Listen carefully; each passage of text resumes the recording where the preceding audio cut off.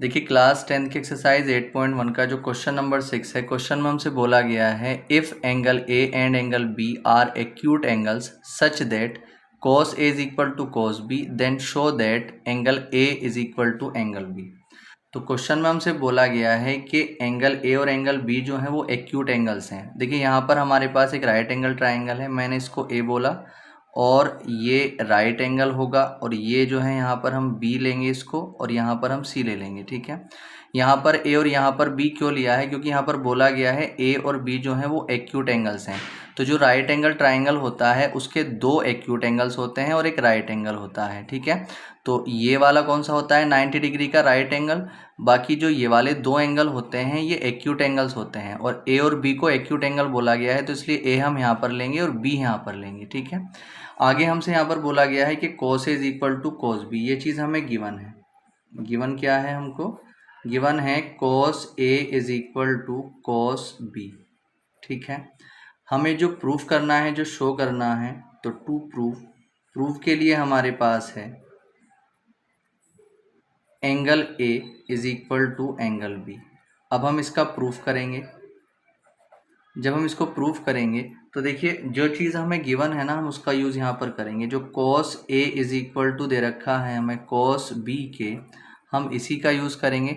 अब देखिए cos का जो फॉर्मूला होता है, cos का फॉर्मूला क्या होता है, बेस अपॉन हाइपोटेनियस। इसी तरीके से यहाँ पर भी cos है तो cos का फॉर्मूला क्या होगा, बेस और अपॉन हाइपोटेनियस। ठीक है, फॉर्मूले तो दोनों के लिए बेस और अपॉन हाइपोटेनस ही लगेंगे, मगर इन एंगल्स की वजह से जो है इनकी वैल्यू चेंज हो जाएगी। यहाँ पर एंगल ए के हिसाब से हम बेस देखेंगे, यहाँ पर एंगल बी के हिसाब से हम बेस देखेंगे। ठीक है, तो यहाँ पर अगर हम एंगल ए के हिसाब से बेस देखते हैं तो एंगल ए की बात हो रही है, तो जो एंगल ए की बात हो रही है तो एंगल ए यहाँ पर बना है। जिस एंगल की बात होती है वो जिस लाइन पर बना हुआ होता है वो बेस होता है, बाकी उस एंगल के सामने वाली जो लाइन होती है वो परपेंडिकुलर होता है। ठीक है, तो यहाँ पर अगर हम देखते हैं तो ए के लिए बेस ए सी है और इसके सामने वाली जो लाइन है बी सी वो क्या हो जाएगा, परपेंडिकुलर। ठीक है, तो यहाँ पर cos ए के लिए बेस क्या हो जाएगा, ए सी, तो यहाँ पर बेस की जगह कितना आ जाएगा, ए सी, और हाइपोटेनियस तो 90 डिग्री के सामने वाला ही होता है, तो 90 डिग्री के सामने वाली लाइन कौन सी है, ए बी, तो ए बी क्या हो जाएगा इसका, हाइपोटेनियस। इसी तरीके से जब हम बी एंगल के लिए बात करेंगे तो अब बी यहाँ पर बना हुआ है।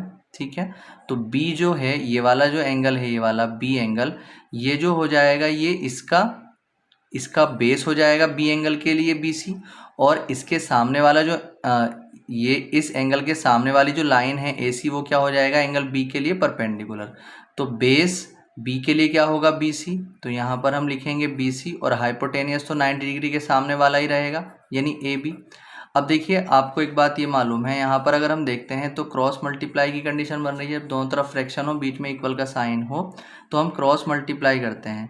जब क्रॉस मल्टीप्लाई की कंडीशन बने, कुछ नीचे वाले से नीचे वाला कट सकता हो तो काट देते हैं। तो यहाँ पर ए बी से ए बी कट गया, यहाँ पर बचा A C is equal to B सी।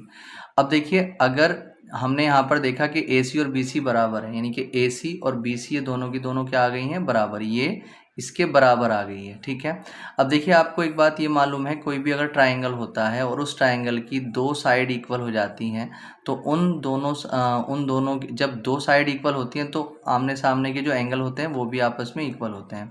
तो जब ये दोनों साइड इक्वल तो एंगल बी और एंगल ए भी आपस में इक्वल हो जाएंगे। ठीक है, तो हम यहाँ पर इसलिए लिख सकते हैं, इसलिए जो एंगल ए होगा वो किसके इक्वल हो जाएगा, एंगल बी के, और यही चीज़ हमें क्या करनी थी, प्रूव्ड करनी थी। ये जो है इसका आंसर आ चुका है।